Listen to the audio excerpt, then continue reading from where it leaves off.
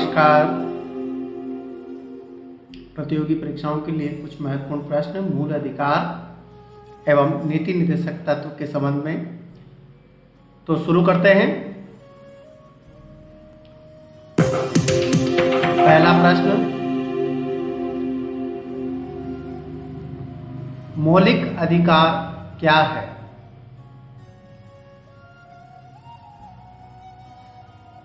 वाद योग्य, अवाद योग्य, लचीले, कठोर।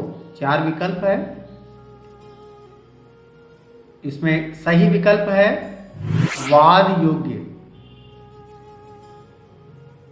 भारतीय संविधान में सामाजिक आर्थिक एजेंडे को साकारित करने के लिए वाद योग्य और अवाद योग्य दोनों तरह की व्यवस्थाएं समाहित है, जिसमें मौलिक अधिकार वाद योग्य है एवं नीति निर्देशक तत्व अवाद योग्य है।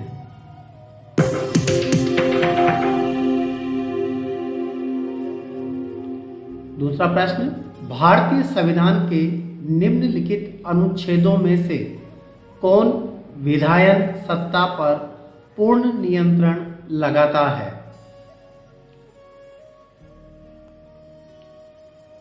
अनुच्छेद 15, अनुच्छेद 14, अनुच्छेद 17, अनुच्छेद 16। सही विकल्प है अनुच्छेद 14। संविधान का अनुच्छेद 14 विधायन सत्ता पर पूर्ण नियंत्रण लगाता है। यह उपबंध कहता है कि किसी व्यक्ति को विधि के समक्ष समानता से या विधियों के समान संरक्षण से वंचित नहीं किया जाएगा। प्रत्येक व्यक्ति, चाहे वह नागरिक हो या विदेशी, सब पर यह अधिकार लागू होता है।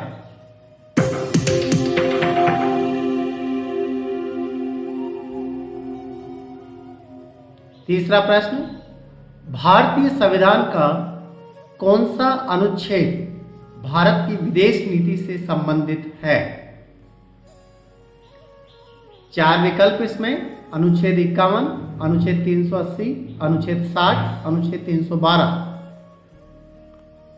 सही विकल्प है अनुच्छेद 51।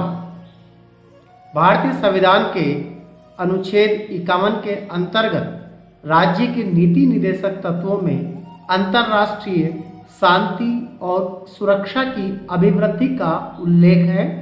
इसके अनुसार राज्य अंतर्राष्ट्रीय शांति और सुरक्षा की अभिवृद्धि का, राष्ट्रों के बीच न्याय संगत और सम्मानपूर्ण संबंधों को बनाए रखने का, संगठित लोगों के एक दूसरे से व्यवहारों में अंतर्राष्ट्रीय विधि और संधि बाध्यताओं के प्रति आदर बढ़ाने का और अंतर्राष्ट्रीय विवादों को मध्यस्थता द्वारा निपटारे के लिए प्रोत्साहन देने का प्रयास करेगा। इस प्रकार अनुच्छेद 51 भारत की विदेश नीति से संबंधित है।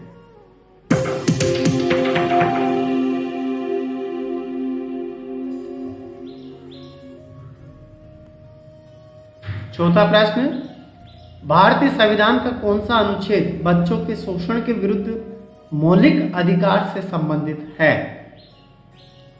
अनुच्छेद 23, अनुच्छेद 17, अनुच्छेद 24, अनुच्छेद 18। इसमें सही विकल्प है अनुच्छेद 24।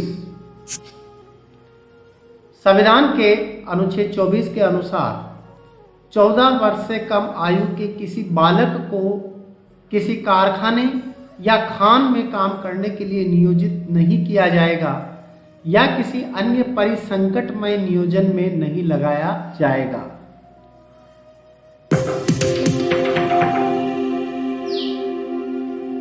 पांचवा प्रश्न, संविधान के किस प्रावधान द्वारा अस्पृश्यता का उन्मूलन किया गया? यानी ऐसा कौन सा प्रावधान है जिसमें अस्पृश्यता का उन्मूलन किया गया है? 4 विकल्प अनुच्छेद 14, अनुच्छेद 21, अनुच्छेद 17, अनुच्छेद 19। सही विकल्प है अनुच्छेद 17। संविधान के अनुच्छेद 17 अस्पृश्यता के अंत का प्रावधान करता है। संसद ने सिविल अधिकार संरक्षण अधिनियम 1955 के द्वारा अस्पृश्यता को दंडनीय अपराध घोषित किया है?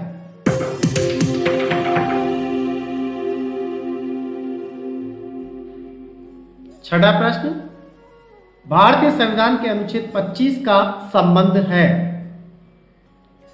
समानता के अधिकार से, संपत्ति के अधिकार से, अल्पसंख्यकों की रक्षा के लिए, धर्म की स्वतंत्रता से। 4 विकल्प, इसमें सही विकल्प है धर्म की स्वतंत्रता से। धार्मिक स्वतंत्रता के अधिकार के प्रावधान के अंतर्गत धर्म प्रचार करने का अधिकार एवं राज्यों को समाज सुधारक विधि निर्माण का अधिकार अनुच्छेद 25 तथा सिखों को कृपाण धारण करने एवं रखने का अधिकार अनुच्छेद 25 का स्पष्टीकरण नंबर 1 शामिल है। धार्मिक निकायों को लोगों का धर्म परिवर्तन कराने का अधिकार धार्मिक स्वतंत्रता के अधिकार में शामिल नहीं है।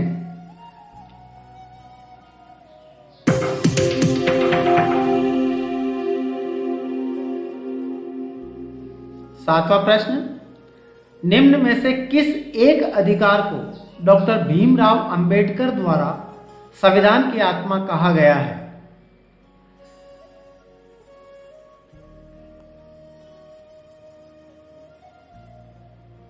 धर्म की स्वतंत्रता का अधिकार, संपत्ति का अधिकार, संवैधानिक उपचार का अधिकार, समानता का अधिकार। सही विकल्प है संवैधानिक उपचार का अधिकार। Doctor B R. अंबेडकर ने अनुच्छेद 32 अर्थात संवैधानिक उपचारों का अधिकार को संविधान की आत्मा कहा है। उनका कथन है कि यदि मुझसे पूछा जाए कि संविधान में कौन सा विशेष अनुच्छेद सबसे महत्वपूर्ण है जिसके बिना यह संविधान शून्य हो जाएगा, तो मैं इसके सिवाय किसी दूसरे अनुच्छेद का नाम नहीं लूंगा। यह संविधान की आत्मा है। इसका उद्देश्य मूल अधिकारों के संरक्षण हेतु गारंटी, प्रभावी, सुलभ और संज्ञेय उपचारों की व्यवस्था करना है। तो इस प्रकार संवैधानिक उपचार का अधिकार को संविधान की आत्मा कहा है डॉक्टर भीमराव अंबेडकर।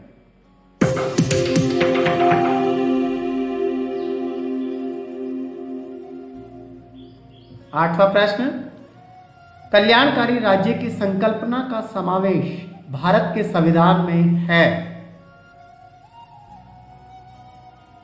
मौलिक अधिकारों में, 5वीं अनुसूची में, राज्य के नीति निर्देशक तत्वों में, इनमें से कोई नहीं। सही विकल्प है राज्य के नीति निर्देशक तत्वों में। कल्याणकारी राज्य की संकल्पना का समावेश भारत के संविधान में राज्य के नीति निर्देशक तत्वों में किया गया है।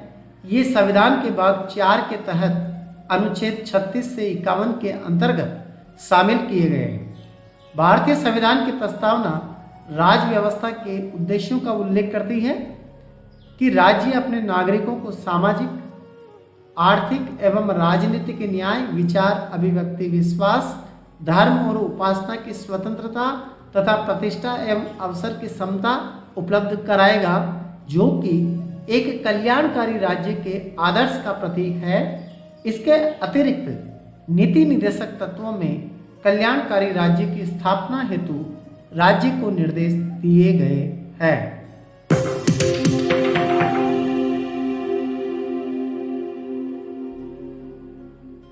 नवा प्रश्न, समान कार्य के लिए समान वेतन भारत के संविधान में सुनिश्चित किया गया एक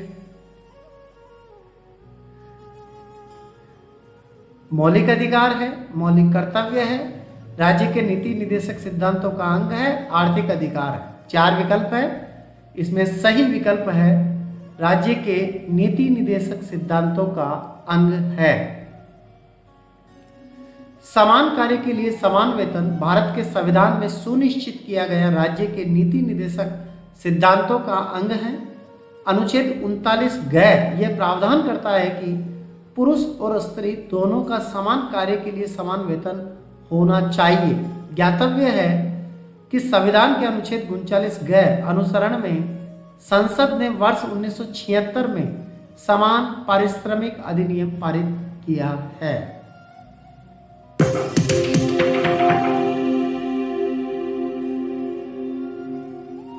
10वां प्रश्न, निम्न अनुच्छेदों में से कौन एक राज्य सरकार को ग्राम पंचायतों को संगठित करने के लिए निर्देशित करता है? 4 विकल्प है, अनुच्छेद 32, अनुच्छेद 48, अनुच्छेद 40, अनुच्छेद 51। सही विकल्प है अनुच्छेद 40। भारतीय संविधान का अनुच्छेद 40 सरकार को ग्राम पंचायतों को संगठित करने के लिए निर्देशित करता है। इसके अनुसार राज्य ग्राम पंचायतों का संगठन करने के लिए कदम उठाएगा और उनको ऐसी शक्तियां और प्राधिकार प्रदान करेगा जो उन्हें स्वायत्त शासन की इकाइयों के रूप में कार्य करने योग्य बनाने के लिए आवश्यक हो। आज तक बस इतना ही। बहुत बहुत धन्यवाद।